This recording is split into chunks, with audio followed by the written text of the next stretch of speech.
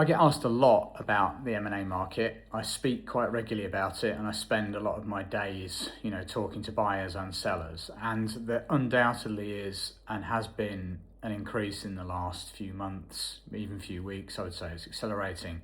Of people thinking about, is it my time to sell? I think a lot of that is coming down to actually it's been really bloody difficult the last few years, so people are feeling burnt out.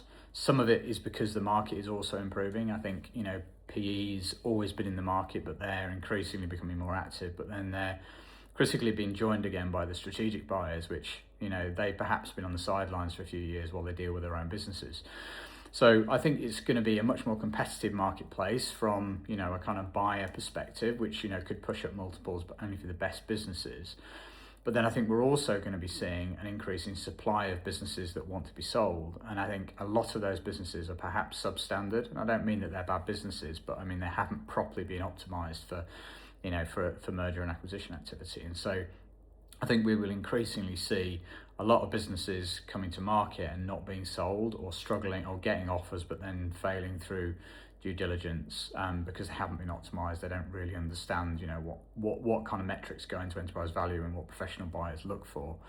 So I think it's going to be a really interesting year or so now as those kind of things find their balance. And what I would say is, if you are considering selling, as I'm doing almost every day at the moment, is I'm really happy to have a conversation. So if you want to drop me a DM or an email, whatever you want, I'm happy to kind of understand a little bit more about your business and direct you in terms of, what the market's looking like, what sort of buyers, what's realistic for you, and is this possible? Because the worst thing is, getting yourself ready for market. Somebody will offer to sell you. People that sell businesses, that's their job.